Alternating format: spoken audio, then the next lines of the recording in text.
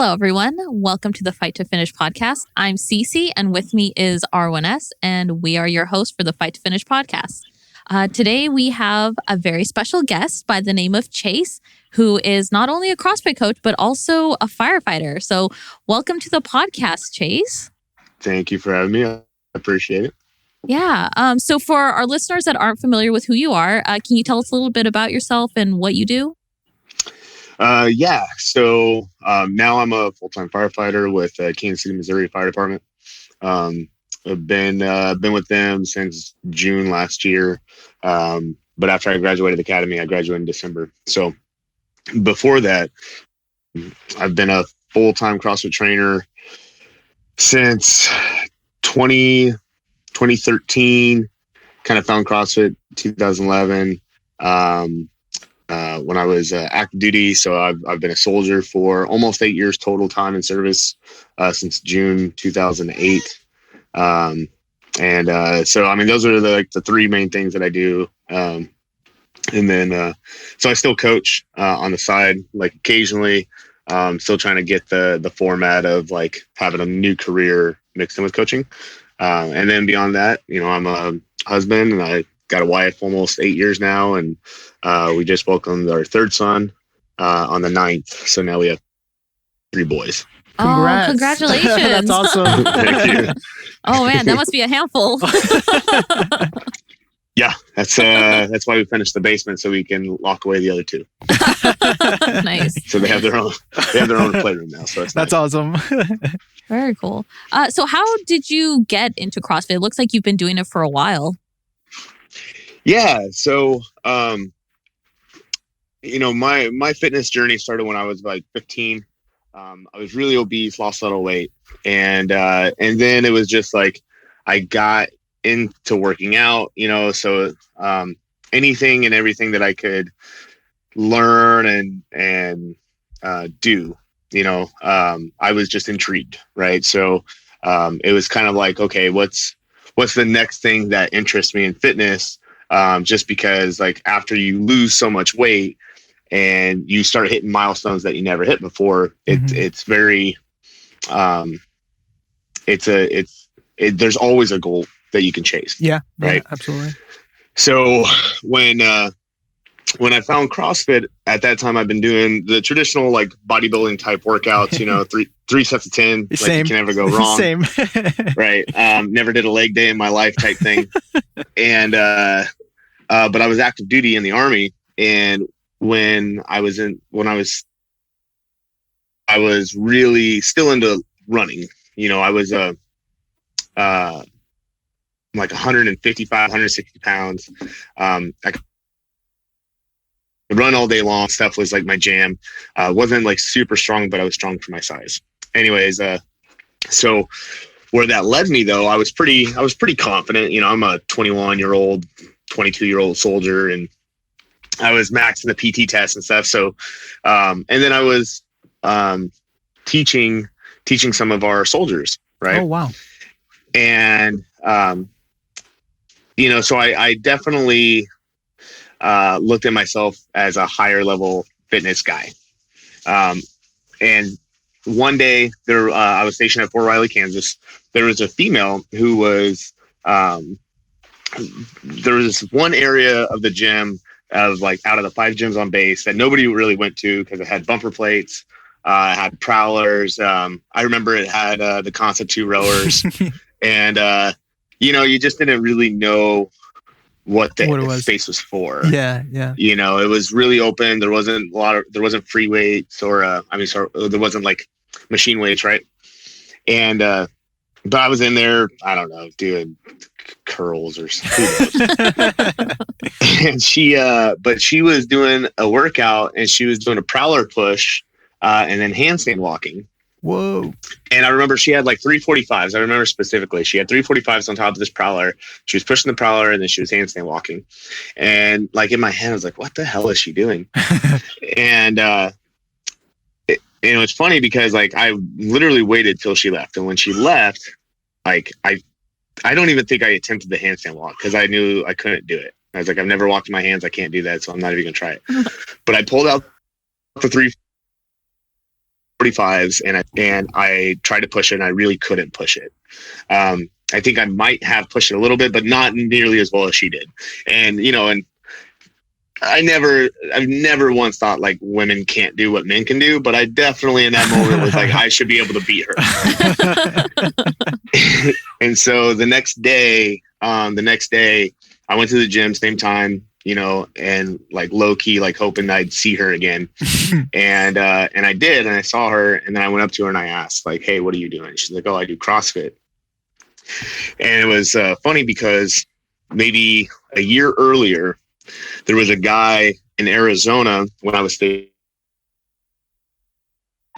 looking dude, right? Yeah. And I remember he could crush the push-ups and sit-ups. Wasn't a very good runner, but he could crush the push-ups and sit-ups. And I saw him in the gym doing now I know what he was doing. He was doing kettlebell swings. He was doing wall balls. He was doing double unders and stuff. And I remember asking him like, hey, what do you do? He's kind of a dick though. And he was like, oh, I do CrossFit. I'm like, okay, what the hell's CrossFit? And he's like, yeah, yeah, I can crush push-ups and stuff. Like he just kind of talked, but it seemed like douchey. Sure. And I was like, okay, whatever. And that's all he said. Like I do CrossFit. Never said like what it was or anything. Didn't think anything of it. And but then like instantly I was like, okay, like a douchebag does CrossFit. And association. Yeah. So a year later when I heard, I was like, okay, now you're the second person I've actually heard this name CrossFit. Like, what is it? Yeah. She's like, okay, there's this website, CrossFit.com. And she's like, go to that, check it out. Like they post workouts on there. And then there's YouTube was just starting out too back then. And she's like, you go on, actually it wasn't even streaming YouTube. That's right. It was like QuickTime videos. And she's like, click on the video and you can see the workout. And they'll explain how to do these movements and stuff. And literally, so that's how I started CrossFit. I would do the workout of the day. I'd watch a video. And I remember before I do the workout, I would rewind. And I would just repeat the movement and like watch myself in a mirror and see if I'm doing it right. Yeah. And that's how I learned how to do CrossFit. Wow. That's kind of like, it's really interesting because with her getting into it, a little bit. She was kind of doing the same thing. She went on CrossFit.com, right? I remember early when you started working with your coach, she would do the same thing. She obviously a lot more modern. There's a lot of resources online now, but she didn't, in the beginning, before she started working with a coach, she didn't know what she was doing. And then, and like you, right, Sissi, you were like, I don't know these movements. And so she found value in working with a coach because that can give her that expert instantaneous feedback of like, oh, you're doing these lifts incorrectly. You're going to actually hurt yourself. And then, which led her down, I saw it because I'm coming from just the husband or the fiance at the time, trying to figure out what she's getting into. Sure. And I saw her kind of grow and go, oh, wait, that's really interesting. There's mechanics here. There's different things that you can do to help you lift and properly. And yeah, so it was like way more technical than I thought it was going to be. Sure. Absolutely.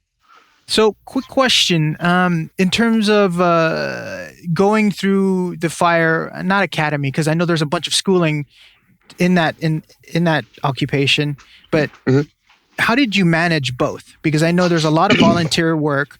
Just a little bit about me. I actually used to work for a first responder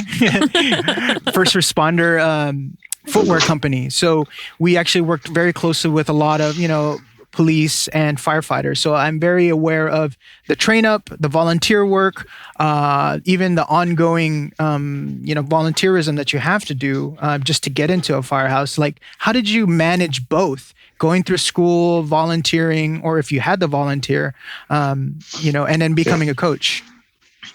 Yeah. So it's not as complicated as that. Oh, okay. And I say that because so certain departments, how they work are departments like Las Vegas, Miami, Dallas, right?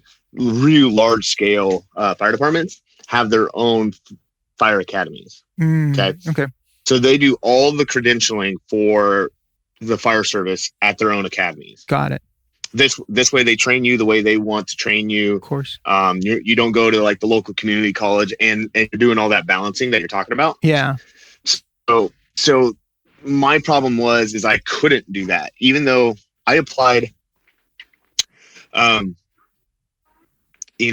had my gym. So my gym was CrossFit FIF. I was not the owner of it on paper or anything like that. Right. So I had a partner. She owned the gym. Yeah. We started it together.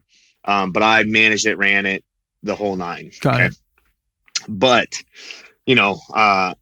unlike her or some others, like, my family was growing. We're quickly outgrowing our home. Mm-hmm. I got out of the military, and so like insurance, and of course, so there's a lot of factors, right? Yeah. So it was one of those, like, it's not that I wanted to stop doing that, and that I wanted, and I don't want it to sound bad. It's not like I wanted to be a firefighter. Mm-hmm. I knew I needed a career that my family deserved out of me. Sure. Right. Something that could sustain us for the long haul. Absolutely. It's that balance of emotional fulfillment versus financial fulfillment. Mm-hmm. Right. Emotionally, I was 100% fulfilled in my career. I absolutely am completely passionate about coaching and helping people. Yeah. Financially, I was not secure in it.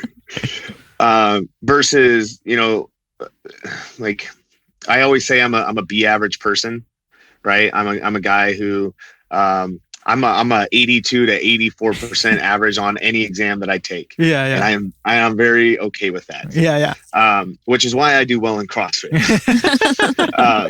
And I say that because, like, I'm not a super book smart guy, but I'm intelligent enough to read something and comprehend it, and I'm street smart, but I still need to be taught some things, right? So it was one of those things that for me, I realized that I'm not built to sit behind a cubicle and sit in an office. Like, I need to do something, but I need to do something that gives me a fulfillment and a purpose. And that is service to others, right? And so the fire service for me felt like it fulfilled that check mark of, it would give me an emotional satisfaction of when I go on a call and I do something that I feel is helping somebody, like, it gives me that sense of purpose, right? But it's going to give that financial security too. Mm. So that's why I chose the fire department. And initially I chose that over police department because I was applying to both at the same time. Because the schedule for the fire department was a little bit better to, if I would still have my gym right now, it's better to manage like a secondary business or to have a second job. Yeah. So it made a lot more sense. I didn't want to do 5 years of night shifts as a police officer, being away from my family, and our schedules I just never see them.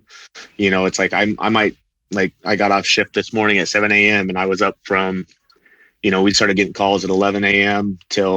or 11 p.m. till 3:30 a.m. and it was just call. But I was still able to be home by 7:30, 7:45, making my boys breakfast, getting them ready for the morning. Once they were taken care of, then I took an hour nap. Yeah. So, my point is that balancing it was, once I got into the academy, I knew that was the priority because it was incredibly intensive. I was up at 5 a.m. every morning, roughly, about 5 a.m. every morning. I was at work by 6 a.m. It was work till 4 p.m. And then, you're reading 2 textbooks over 1,400 pages in a 4-month span. So every night you had, for like the medical portion was 39 chapters, I think. For the first 24 chapters was 2 chapters a day. Wow. So, for probably the first 2.5 months, I'd get home at just after 4, so like 4:10. I'd hang out with my family till about 4:30, 4:40. I'd go upstairs, shut the door, and I'd read until dinner. I'd come down, I'd eat, see the family for about 20 minutes, go back upstairs. And I'd be done anywhere between 8:30 and 10:30 at night. And that was like every night. Yeah. How long was your academy? So the academy was 28 weeks. Ooh. So we started June 10th and we graduated December 21st. Now, like, where I tried to find the balance on, I couldn't really coach, like, and that's what sucked is like I didn't plan on how much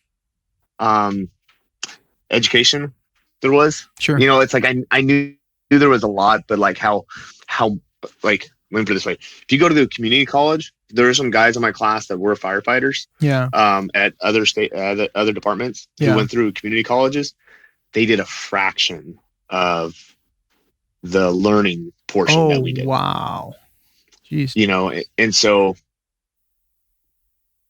like, even for them, it was like, this is a lot. Yeah, I bet. So, you know, so what I would do is I knew that coaching had to be put off to the side. Like once I realized like there's no way I can come in at 5:15 and do the 5:15 p.m. class and still get my studying done. Yeah. You know, and like I couldn't do it. And so what I did was we tested 4 days a week, so Monday through Thursday, and then Friday was a skills day. So I knew that Thursday when I got off work, I'd go to the gym, I'd train. Friday, I would do the same thing. Saturday, I'd train in the morning. Sunday, if I felt good, I would train. Oh, wow. So even though we did PT every day, Monday through Friday at the academy, PT. I could do their PT. Yeah. It was like a 30-minute AMRAP of body weight stuff every single day, every day.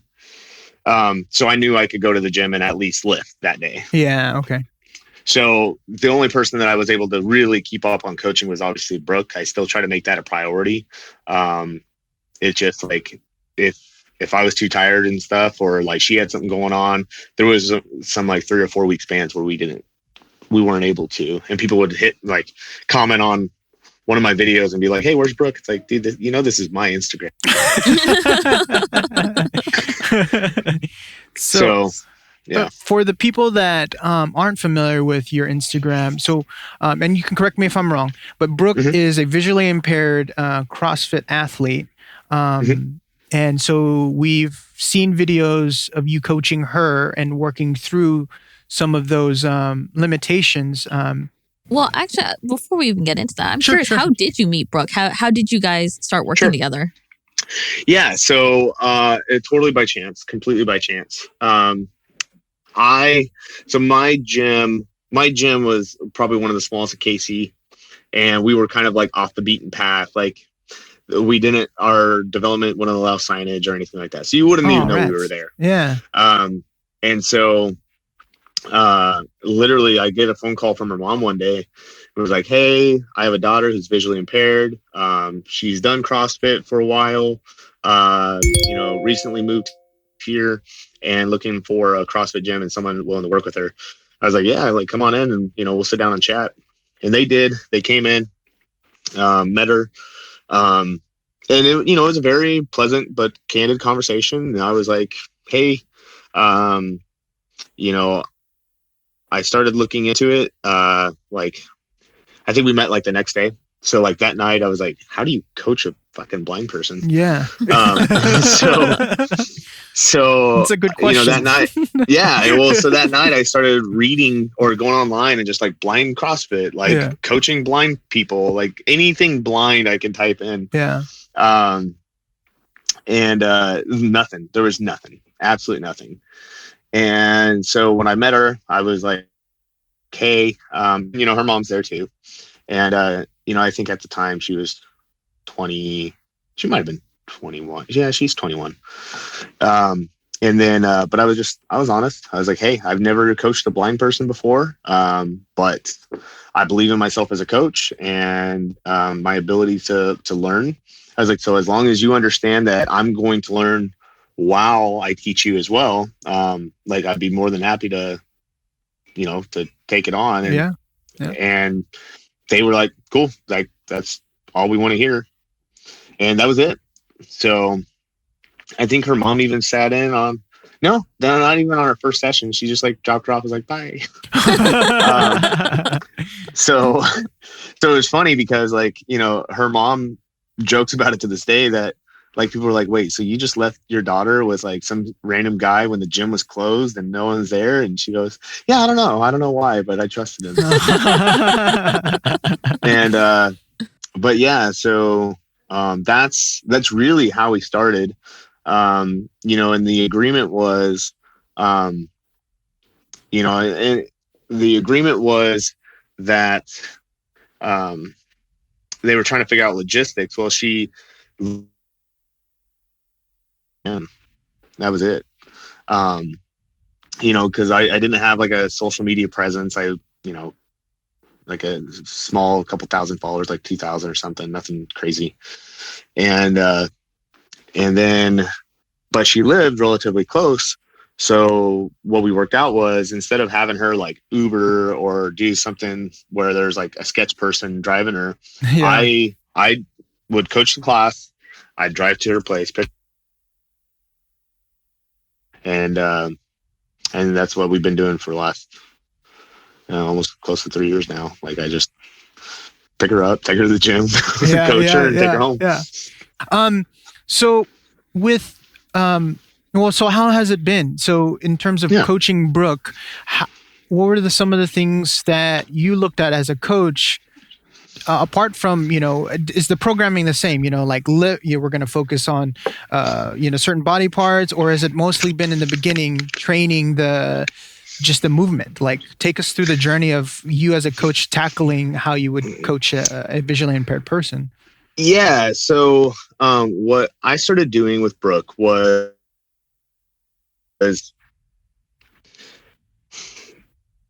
the first workout we did was, I think they call it the CrossFit baseline assessment, right? It's a 500 meter row, 40 air squats, like 30 sit-ups, 20 push-ups, and like 10 ring rows.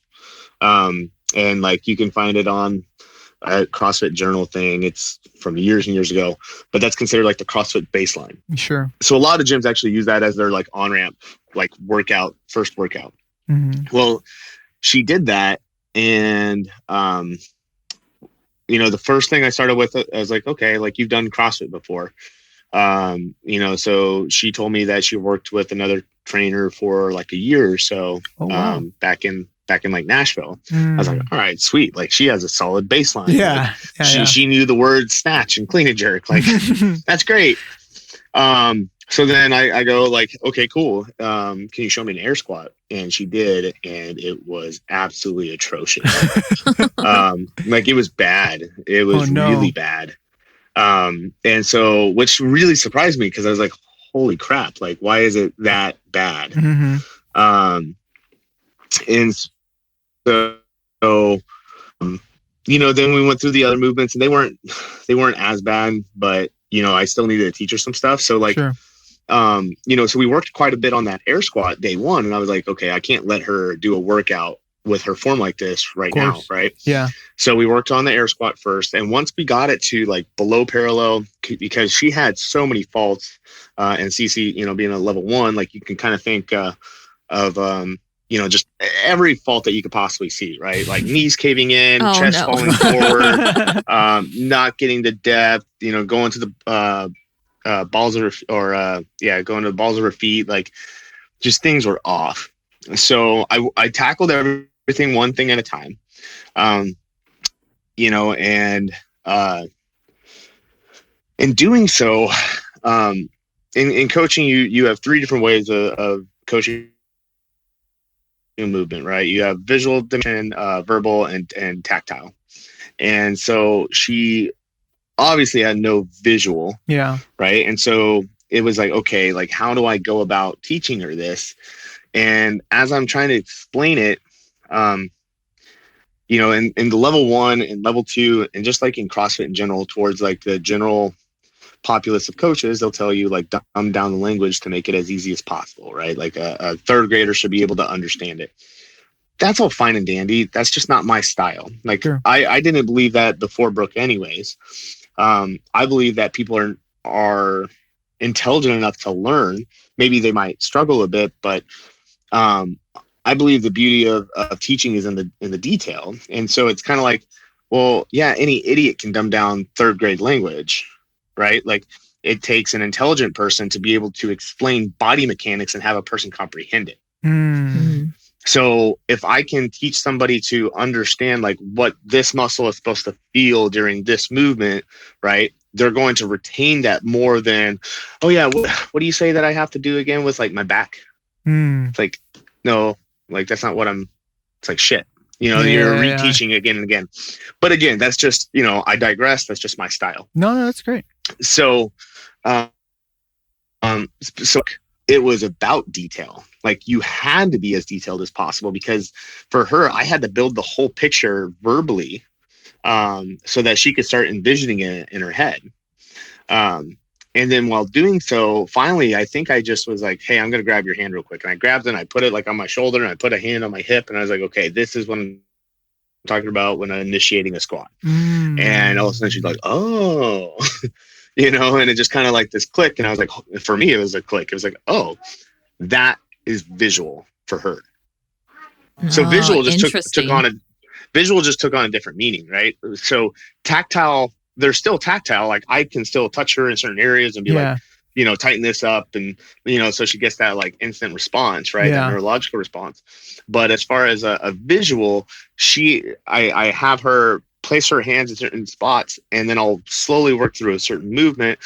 While I'm working through it, she's so attentive.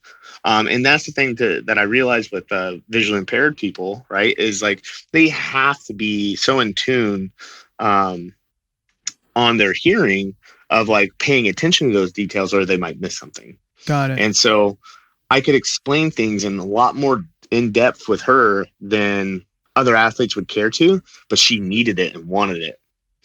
So anyways, we got the air squat pretty much down and I was like, this is great.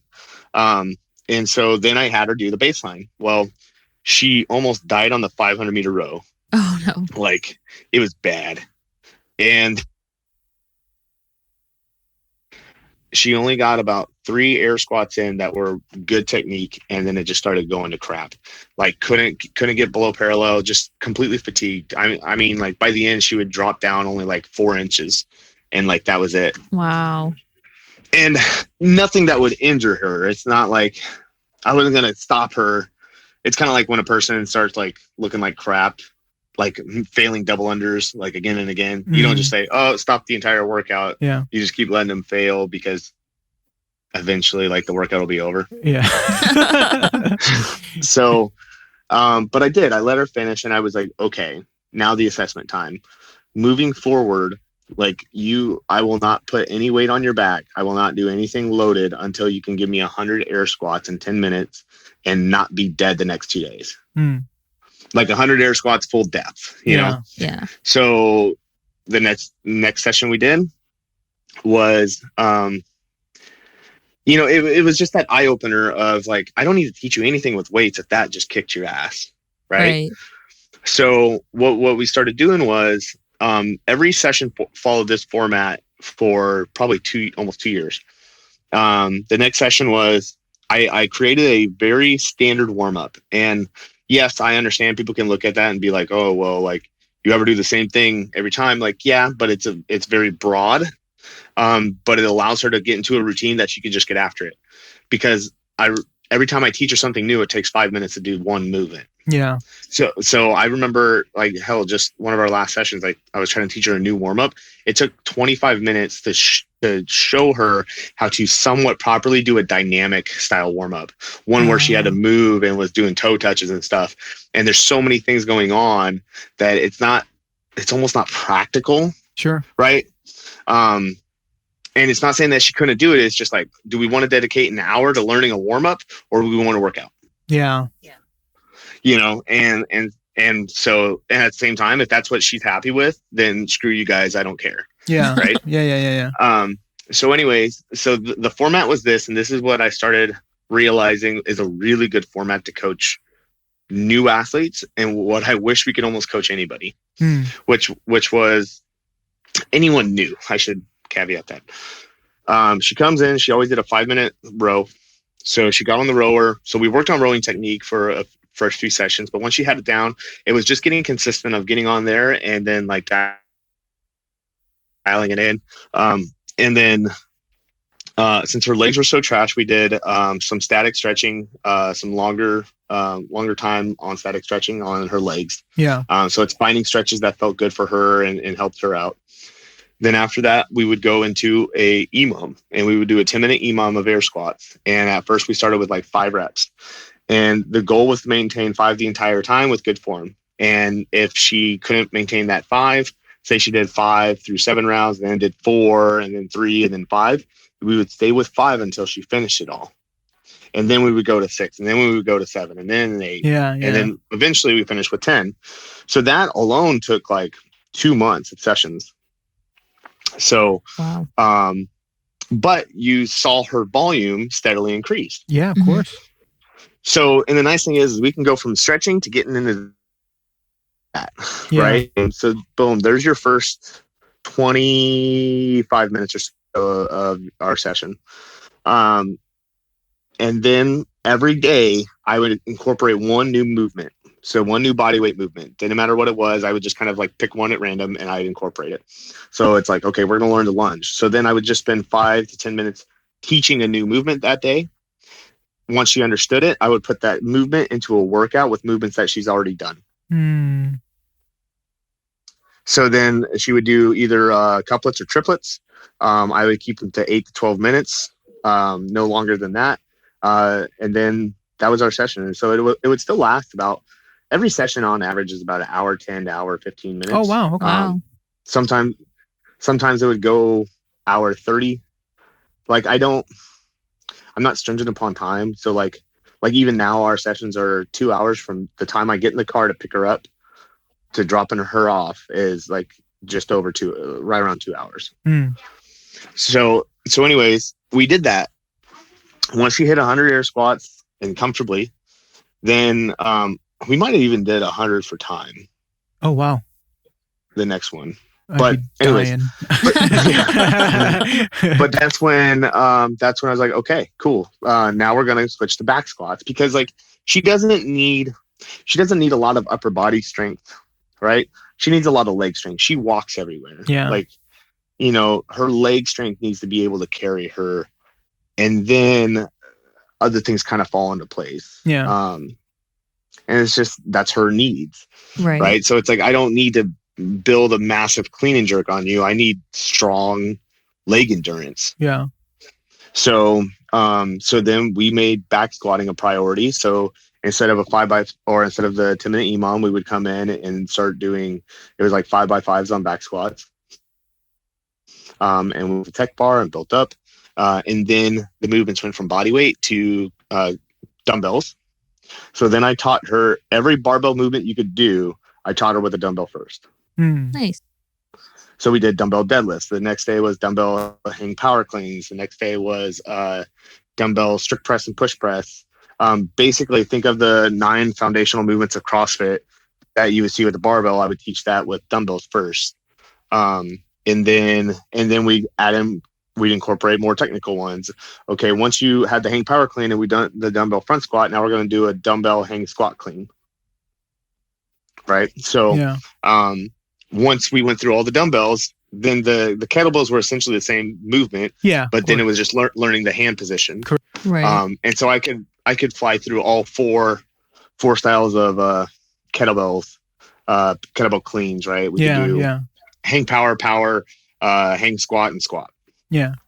And it was like really fast. Yeah. But then we went to barbell 4 or 5 months.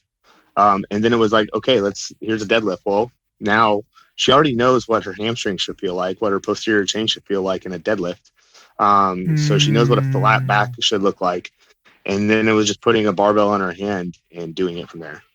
And it was like her mechanics on a barbell were so much better because she already knew the mechanics from the dumbbells. Right. That makes sense. So like I didn't have to teach her starting position on a dumbbell anymore, or on a deadlift, or the finishing position. Yeah. I just had to teach her handler, yeah, So, I mean, that's really what it became. So I mean, I think I like that approach in terms of it sounded like you looked at the problem or the task at hand, right?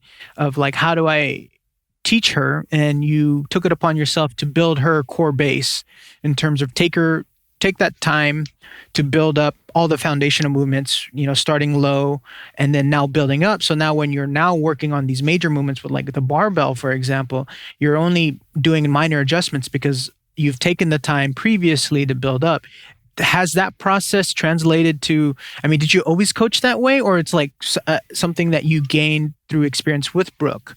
And has that translated to other parts of your life, like with anything in life, with your kids, with firefighting? Has building that slow progression, how important is that, having a core foundation to everyday activity, I guess? yeah, So to answer the first question, it's not how I used to coach. It's definitely something I developed through coaching her.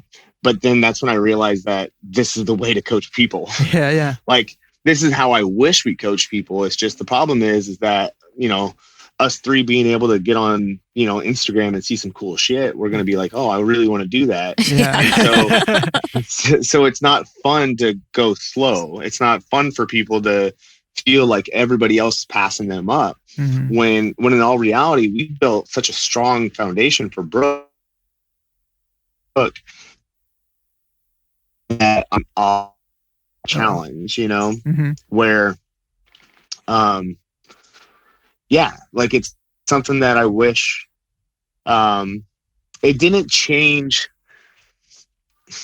Cause like I said, I wish I could coach everybody that way, but Sure. you just can't. Yeah. But the thing that I did implement into my coaching was, being a little bit more stringent on having a foundation of movements, though, right? So it's like, instead of a person seeing a squat clean, like, there's no reason you need to do a squat clean with a barbell before you ever did a hang power clean.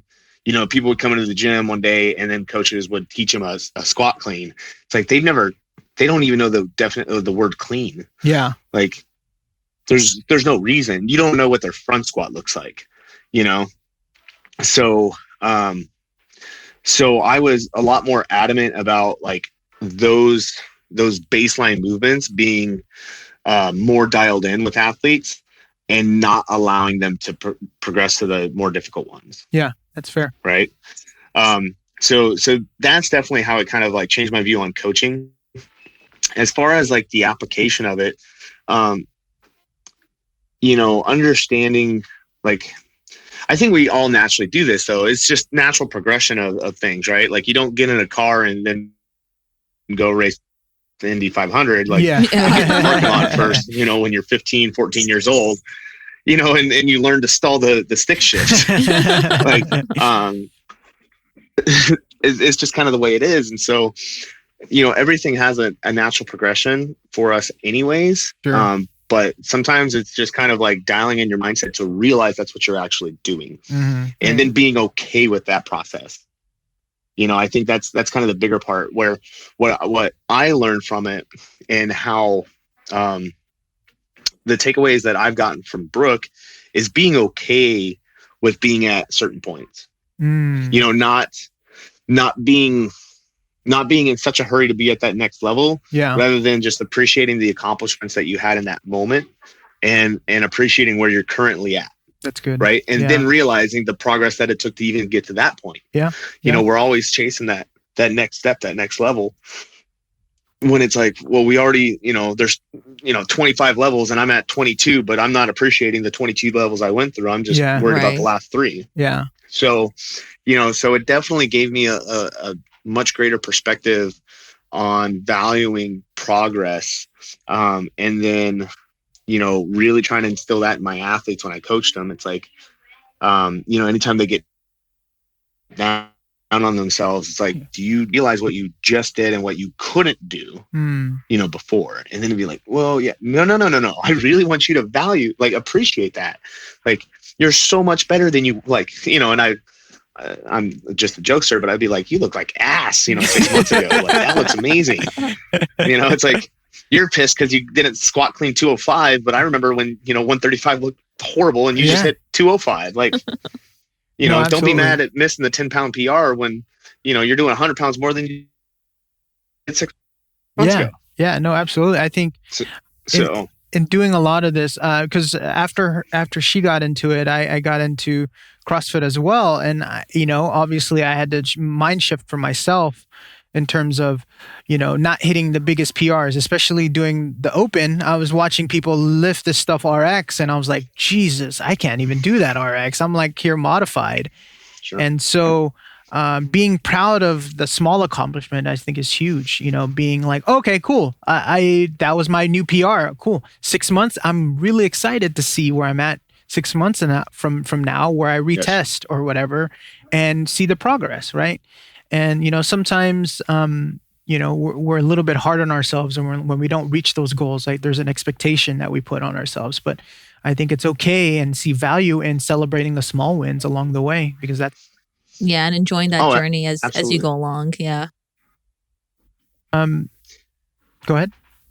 Yeah, no, I just, and that's why it was pretty cool when like Brooke would do like the open workouts, with us. Yeah. Like when we did in the group, just because like people really couldn't bitch at that point.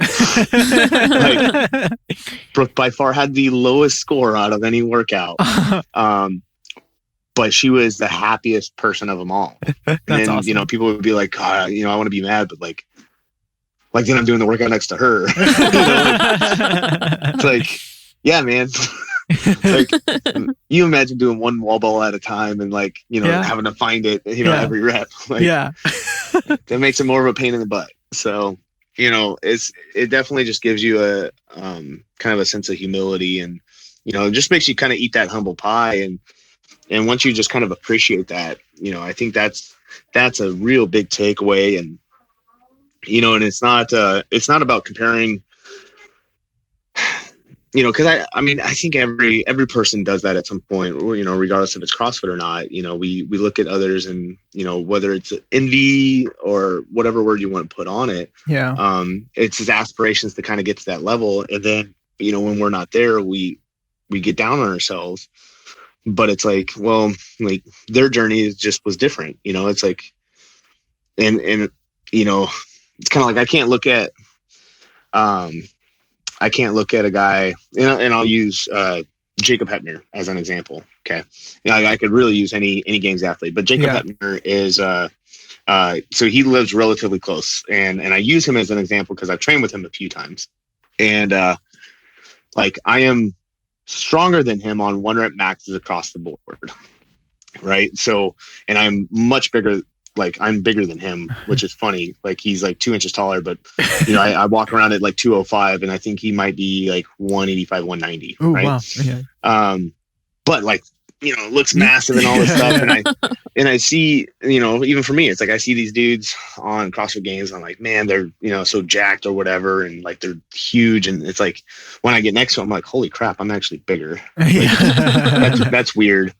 But it's like, and then I look at my numbers and I'm like, oh man, because I used to think that way. I used to think like, oh, I can snatch more, I can clean more, but like, man, they're so much better. And like, why is this? Why is that? Mm-hmm. Well, it's like, well, the dude played collegiate football. He's been fit his entire life, and he walked into CrossFit, early enough in the game that he already had a fantastic baseline, but then his work ethic and how hard he works for it. And so it's like, to me, it's like, it's downgrading those people's accomplishments.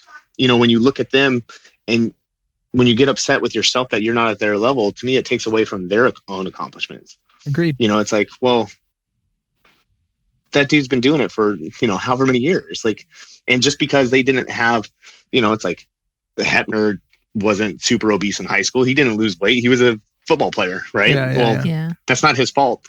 It's my fault. Yeah. So it's like, why would I be jealous of that? And so those were just some of the lessons that like working with Brooke kind of like, just kind of gave me. It was just like, well, she's not bitching because like all these other chicks can see, Yeah. like, and at the end of the day, it's one thing if like you're winning money doing CrossFit and like that's your full-time gig. Yeah. But we do it because we enjoy it. So it's like, are you really upset that you didn't get that 5-pound PR when your day job, or when something you guys are doing podcasts and you really enjoy doing podcasts? Yeah. You know what I mean? Like, so what does that 5-pound PR really mean when you still went in and had a good workout? Yeah. Right. Absolutely. And those were just kind of the things where it's like, Brooke, very rarely has anyone said anything negative. One, because like social justice warriors would just beat that person alive because they've done it, which is great. But, very rarely, I've never really seen her upset about things. But the perspective is that, anyone, I did see someone say something like, well, jumping up onto a box isn't that hard or something like that. And it's like, sure, it's not. It's really not. Like, some people have a fear of jumping onto a 45-pound plate. I've seen that, and they can see all day long. Yeah. But at the same time, that person saying like, that's not that hard. You also don't have a master's degree in divinity like she does. You also don't play like 3 instruments fluently like she does. You don't teach other kids how to play guitar and you're blind. It's like, you don't compose music. It's like, so don't sit here and go like, oh, just because she can't like, squat clean this or runs, perfectly in a straight line. Yeah. Because she's visually impaired doesn't mean that she's not successful in other areas. Yeah. And I think that was just that kind of eye opener, is that like success can mean so many different things, and being just understanding that's just one component of your life. And, absolutely. And I know for me, it's like I chase that top level so much that when like injuries and things happened and life happened, it's like I have 3, wonderful little boys, amazing wife that supports me. And I'm sitting here watching these guys in their CrossFit gym, like, or in their garage gyms killing it. And hell, I just had to store all my home gym stuff in one little area of my garage because we finished the basement. So my kids had a playroom, and that's okay. That makes me happier knowing that they have room to play, and my brand new barbell, my weightlifting barbell, I've never even touched. So it's perspective. Yeah, absolutely. And I think one thing that we've all learned about Brooke is, she literally cannot see the people around her. So I think like when she's doing a workout, she's not looking at the person next to her being like, oh my gosh, like I need to keep up with that person. She really is able to just focus on herself and how she's doing and how her body's feeling. And I think that's such an important thing for people to learn. And it is hard when you're able to see the person next to you. Like there's that competition inside of you and you're just like, oh, I want to beat that person so badly.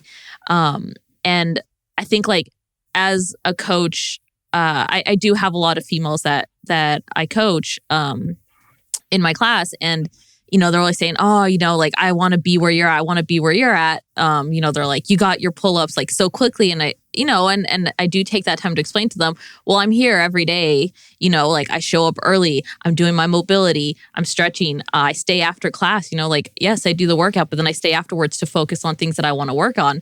I'm like, if you're only showing up for the class, you're going to get there. It's not that you won't. It's just you're not going to get there as fast. So, I just tell them like you can't be comparing yourself to other people because you don't know what kind of work they're putting in. You don't know how many hours they're putting into it. You don't know how they're studying it, and just focus on your journey. And if that's something that you really want, you just have to work towards it.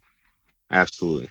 I had a quick question because she did her CFL 1 at the ranch, which is amazing, kind of because we live in up here in Northern California, so we're really close. But how difficult is that CFL 2 compared to CFL 1? Because I hear it's entirely more technical and like more in depth. Yeah. So I took it just a few months before they implemented the exam. Oh wow! Okay. So they didn't even. They like. When I took it, no one even knew like they were going to do that. So it's not like I was like getting in there before. Yeah. but like the course is still the same. The book is still the same. It's just now there's a written portion. Yeah, right? So level 1 gives you a baseline of this is what CrossFit is. Here's our foundational movements. Here's an idea of, what people should eat, to properly sustain fitness, right? It is in no way meant to develop coaches. That's not what it is. Level 1's not about making coaches. It is a general knowledge of what CrossFit is. If you want to be a good CrossFit trainer with a level 1, you can still be a great CrossFit trainer with level 1, but that comes with time, experience, and mentorship. It's like, do you have somebody who is more experienced than you that is mentoring you to be better, is pushing you to be better? Are you putting in the experience to do that, right? Like, are you coaching classes? Now, at the same time, up to 1,000 hours of classes, but they were shit classes, does not make them a better coach. Like, you're still a shit coach if all you did was like, okay, guys, that's the workout. Any questions? All right, go knock it out. And then you're like not coaching. So that doesn't help. That doesn't help you grow. Sure. So I do get upset when people are like, oh, I have these certs, or, I have this much time. It's like, okay, but how much of it was dedicated? Like, did you actually care about trying to make people better, Sure. or how much of it did you show up and you're just getting your membership paid for? Right. And nothing on that. There's very good coaches out there, and I know a few who work for their membership and they are doing it because they want a free membership, but they still care when they're there for that hour. It's just once that hour is done, they're check out. They're like, they're done. I'm done. I'm hitting my workout. So, but the level 2 is about how do we develop you further as a coach? How do we get you thinking of the deeper side of coaching, right? So looking at, I think the biggest benefit is on the group breakouts when you are teaching other people. Their level 2 instructors are watching you teach other people, and then you're actually getting that criticism and that critique. It's okay, but did you see this? Oh no, I didn't. Okay, well, you need to open your eyes and look for that, or where are you looking at that person? Oh, I'm looking right there. Okay, why are you looking there? Oh, I was looking there for this. Okay, that makes sense, but you should be looking here because of this. And that's kind of the difficult part. Now, again, different strokes, different folks, right? Meaning, like, I've mentored every coach that has ever coached under me. And then I mentored them to a point where I was happy with where they were. Now, for those who some people were happy at that point and stayed stagnant, whatever. And then others wanted to continue to, or they would take my classes and listen to different cues and stuff. Right. And so, when you have to be okay with being wrong about things, but the problem that I have is that my style will vary from another person's style. Right.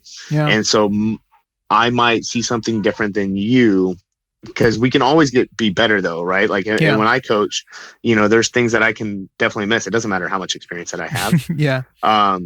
So if you saw something, you're like, hey, did you see that? And I'm like, no, I didn't. I was looking here. Okay, well, that's what you missed because you were looking there. I've recorded myself coaching my classes, and then I've seen things that maybe I turned my back and something happened behind me and I didn't see, or I was so focused on one thing that there was another fault that I didn't see, maybe also because of the angle that I was standing at too. And so I've actually been upset with myself watching my own videos of coaching, 20 minutes of coaching, of doing technical work. And I'm like, God, I can't believe I missed that. So it's allowing yourself to be open to that criticism. And, but that's where it's like, I think the level 2 is incredibly valuable in that context. And then if you're wanting self-improvement, right? If your gym requires you, so some gyms will pay you more if you get your level 2, which I think is great, right? You pay for, the certification levels, right? The more certs you get, the higher pay you get, right? But at the same time, when I was a level 1, I felt confident that I could coach circles around some level 2 guys, and I could, right? My cert didn't vary that. Yeah. But at the same time, it took the level 2 that made me realize that I can still improve. So when I went to the level 2, and I went to the level 2 because I want level 3. And so after I went to level 2, I was like, okay, there's definitely areas that I can be better at. But I also got a perspective of, 30 other coaches. And there was like 2 or 3 other coaches that I was like, okay, these people are definitely at my level or better, and I was like, okay, cool. Now I have someone to chase. Now I see something that I can be better at, versus like, it's kind of like competitive athlete. You're never going to find a competitive athlete that doesn't want to train with people who are not competitive, right? Like I'm a competitive coach in the sense that I would tell my coaches, even in the staff meetings, like, I'm the best coach in Kansas City. And it's not because I'm saying I'm better than you guys. I hope you think you're the best coach in Kansas City, because like, why would I want to go to you if you didn't believe that? Right. Right. Why would you go to a mechanic to fix your car if they go, I'm an okay mechanic, but I'm not the best one to go to? And so it's like, I understand how that can come off. I really, really do. But that's also why when people would come into my gym, I would tell them that. And that was like an introduction on a one-on-one meeting before starting at my gym. It's like, I'm the best coach of Kansas City. You need to be with me. And it's like, if I push people away because they saw that as like a negative perspective, right? And like a personality trait, then, then it is what it is. Yeah. But in no way, shape, or form does that mean that other people aren't thinking that same perspective. Yeah. And no way, shape, or form am I saying that you are going to get crap service at any other gym. No, I can actually tell you of like 10 gyms off the top of my head that are really good CrossFit gyms in Kansas City, and that have really good trainers that care, right?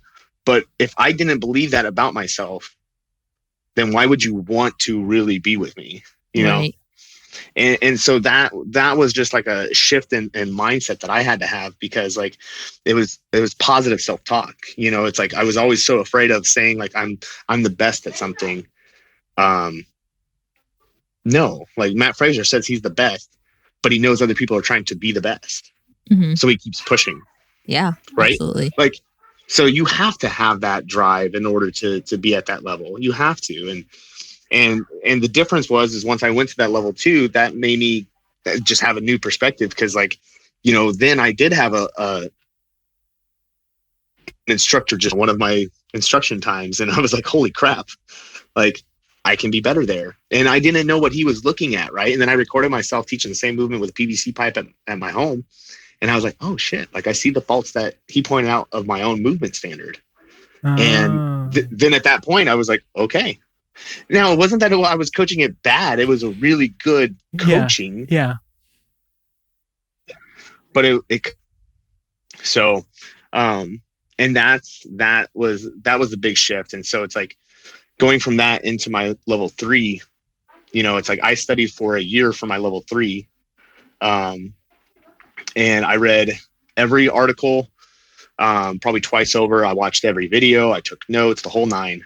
And every day that I read something new, I would try to figure out how do I implement it into my coaching, into my instruction. Yeah. Anyone that would take 20 minutes to just stand at the whiteboard in between classes or when class was over, and I could teach them about like energy systems, I would, any opportunity that I could teach, I took advantage of. Good. And I saw this drastic progress in my athletes from that. Like they just started getting immensely better. And what's funny is like, so I failed the level 3 and I was upset about it, and I was kind of a little distraught about it, but I failed teaching and coaching of the 6 sections. Oh, wow. And I was like, so I didn't fail like programming. I didn't fail like assessment and things like that. And it was like, I failed the two most opinion-based parts of the exam, because what I saw as something that needed to be corrected as a coach, they wanted a different answer. Interesting. That was the priority of teaching something was different than what their answers were. Mm-hmm. Because my experience told me one thing over theirs. Oh, wow. So it's not, so the thing with level 3 is it's nothing that on certain parts of the exam, it's nothing that you can read in a book. It's experience that you get from being mentored. Right. And when you're the highest experienced coach in the gym, it's very hard for someone to correct you because no one wants to correct you. And so at that point, that's when I saw it. I found him. He does a level 1. He's a level 1 CrossFit trainer or instructor. He's a red shirt, right? He does the CrossFit weightlifting and flexibility course too. So I was mentored by him, and I explained it, and he watched me coach. And then as he started giving me critique, it started making sense. He was like, "It makes sense why you failed it because he's like, I see." He's like, "You did a great job coaching. Like you did a really, really good job coaching. But the things that they're looking for was this, this, and this. And I see why you missed that." And I'm like, "Well, okay, what article says that?" He's like, no. There's no article that says that. It's just someone has to tell you that. I'm like, what the hell? so it's just it was perspective. I mean, I needed that little tap back. Sure. I'll say that. Like I needed that fail to make me just kind of reflect for a bit. But then I realized that exam wasn't the reflection of myself as a coach. I know that I was drastically better as a coach because my athletes improved incredibly from that self-improvement. So, and that's where I put the value. And I remember reading that from a level 3 person one time. The value doesn't come from the certification. The value comes from the knowledge and experience you gain from studying for it. Right. So. Awesome. A reoccurring theme I'm hearing from the last few guests who we've had on is the importance of failure. I think it's important, even something we exemplify in our lives. It's okay to fail because, for example, you had a competition like 2 years ago. She placed 3rd in like a workout fitness competition, and that drove her to just go for it in this last time, and she ended up placing 1st because she was just unhappy with. I was pissed because I failed because I didn't train in weightlifting, and that was like I was fast, like I could run super fast, like all the other movements super easy, but anything where it involved weight, I was slow. I was so slow, and it's just because I wasn't strong enough to move the weight fast. Sure. So it drove me to really focus on my weightlifting, get the technique, like get really solid technique in that, and just build up that strength. And it definitely paid off. And that's actually what drove me to CrossFit, because I was like, man, those people can really lift weights. Like they're so strong.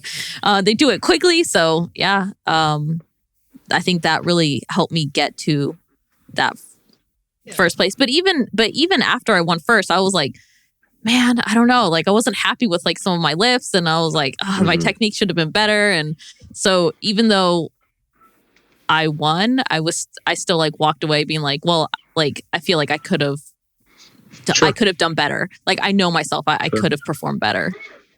Right. And I mean, I think that's a lot thing to say. Like just hearing you talk about like getting that perspective, being able to fail and know why you failed and reattack it and go after it. And I think that's a really important theme that you can teach us and all these other guests can teach us so far is self-assess, be critical of your own stuff, and strive to do better. I think that's huge. Yeah. A huge sticking point for everybody. In terms of I know maybe you've heard of us heard back in California, the whole state is in lockdown for the most part now. what can athletes, CrossFit athletes, or people that, what can people who are normally at the gym all the time do? Coming from a coach, I mean, you don't have to say like a workout, but like, yeah. So I will say, like, it's been kind of encouraging seeing how many people on my feed are posting videos at home. Yeah. It's like almost like they're rallying around themselves and Sure. this online culture that allows them to post that stuff, and people are very encouraging. And so it's funny because, like, even though they would normally be at the gym, it might actually like be a really good thing where it encourages people who are home, who don't go, and they start seeing their feed of just people at home, like lifting random objects in their house. I mean, that water jugs. I think it's pretty comical.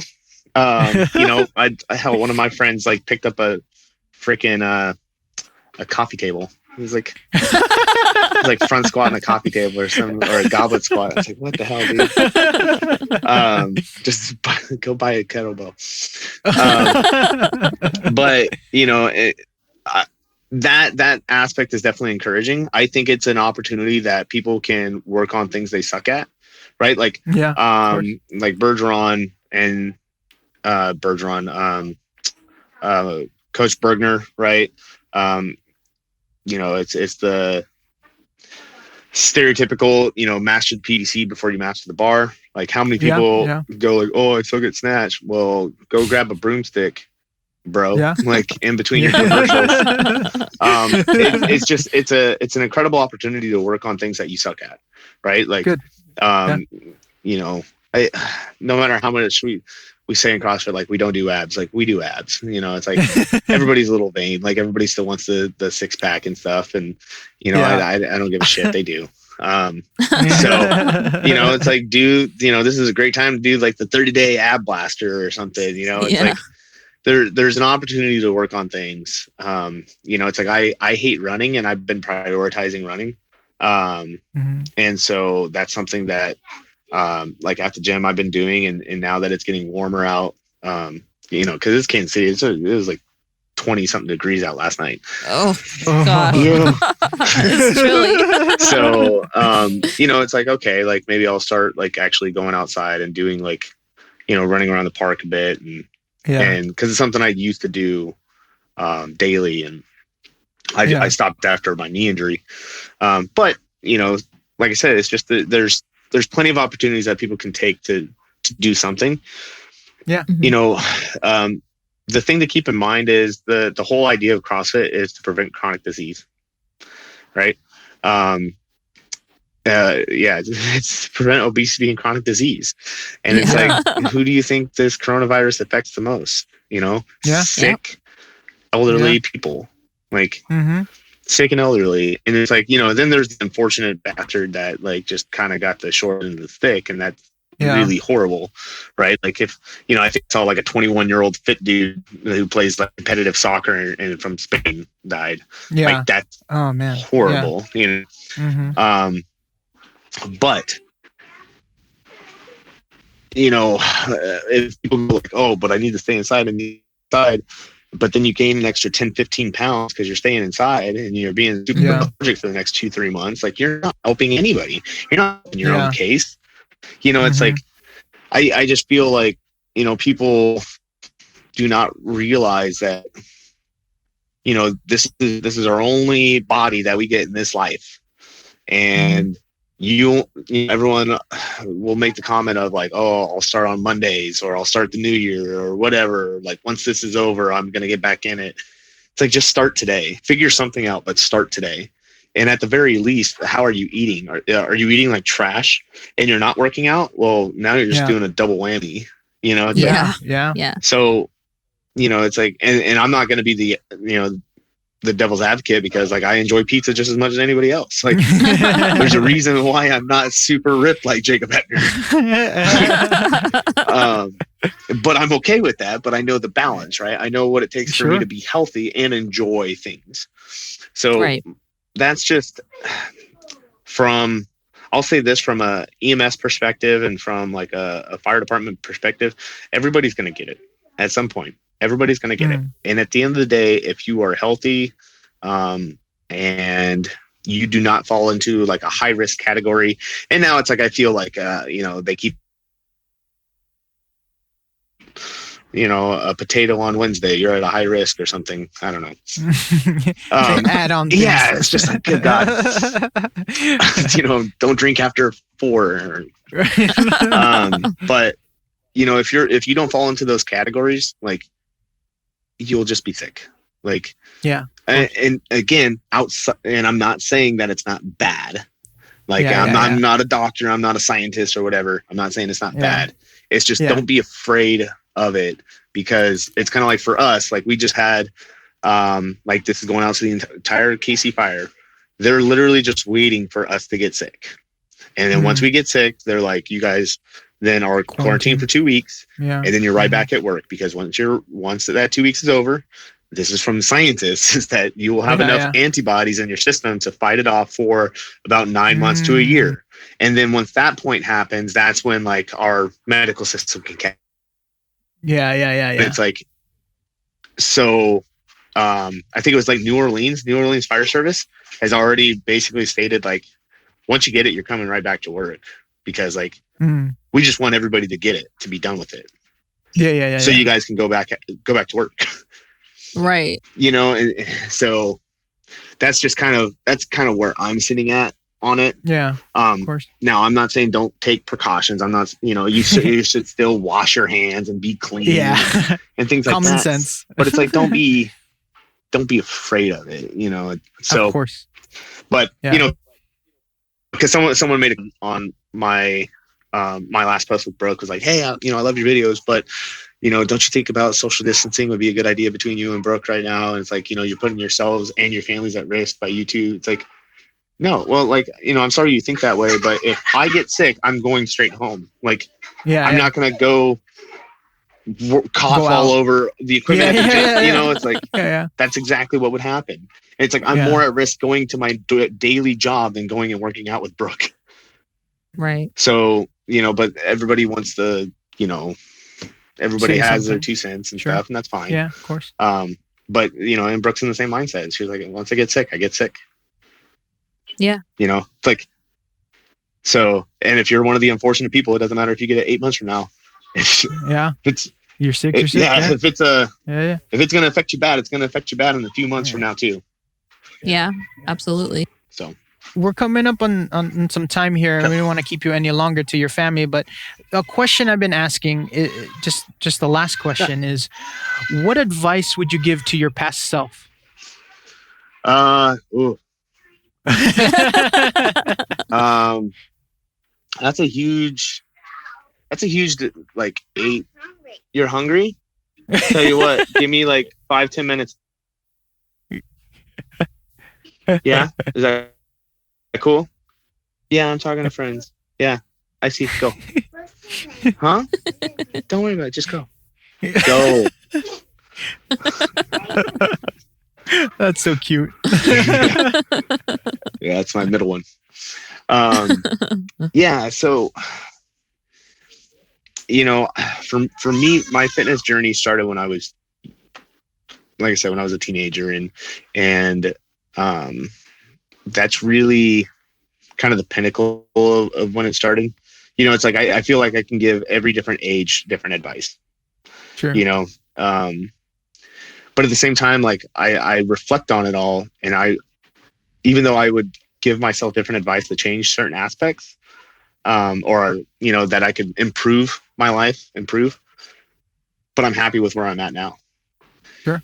So it's like, what I really want to change those experiences, with advice from my future self. And I really do think that, because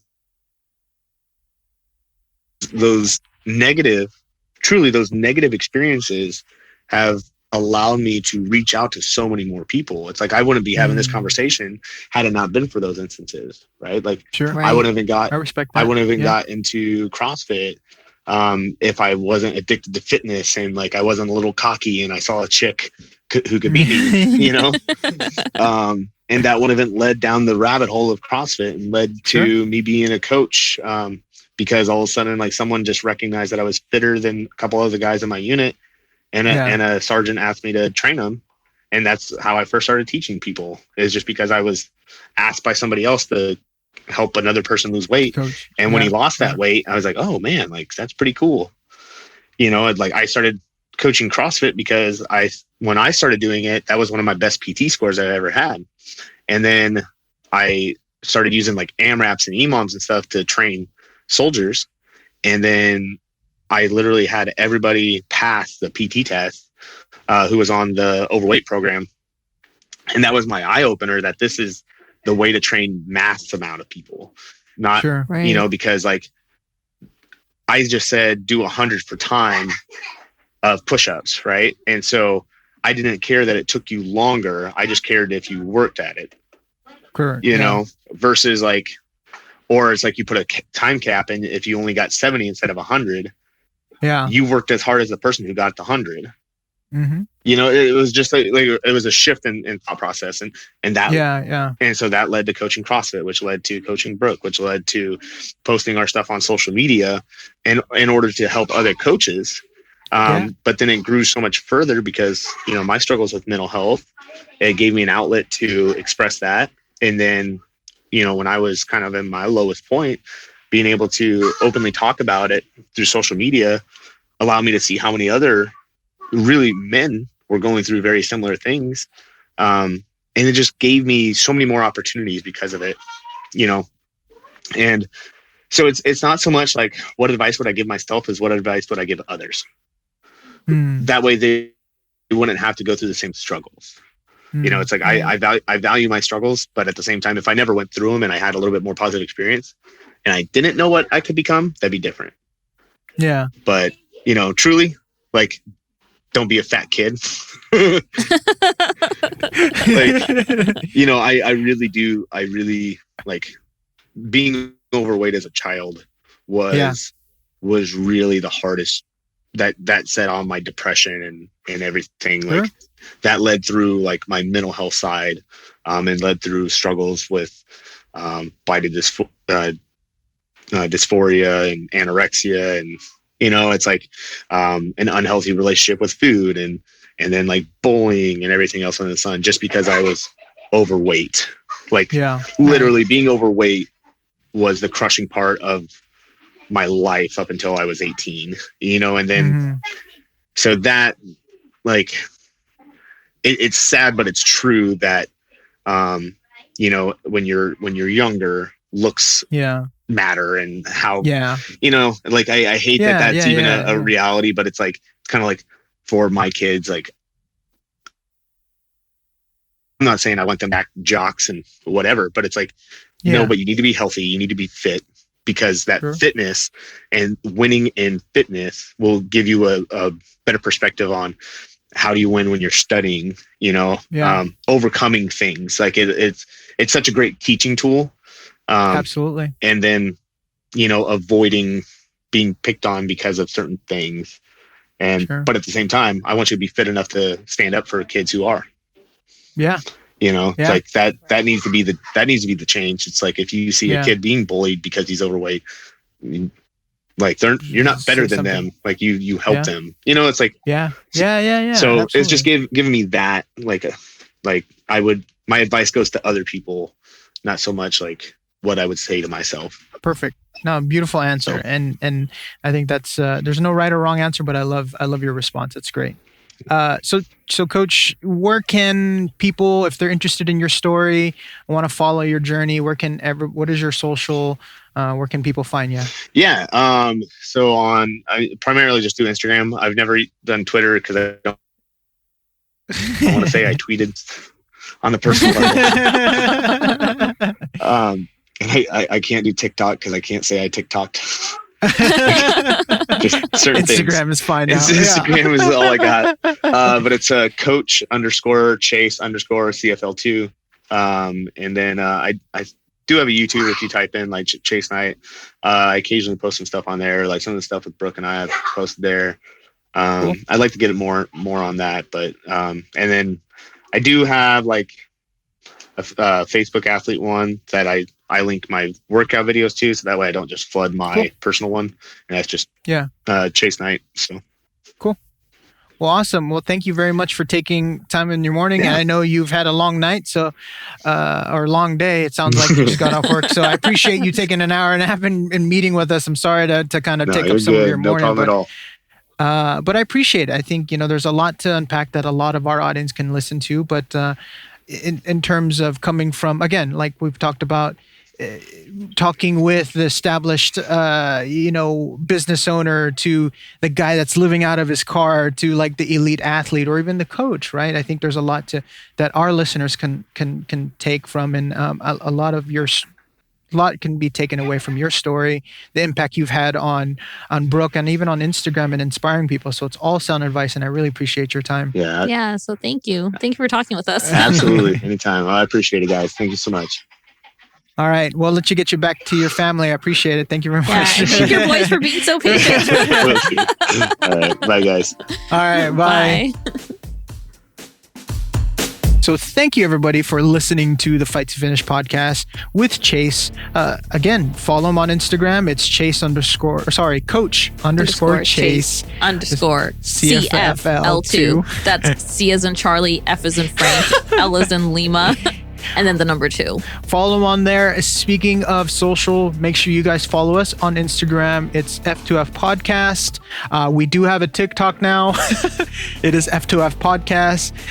Visit the website, f2fpodcast.com, or anywhere you guys listen to podcasts. Thank you for listening on this great episode. We hope to see you again. Bye. Guys.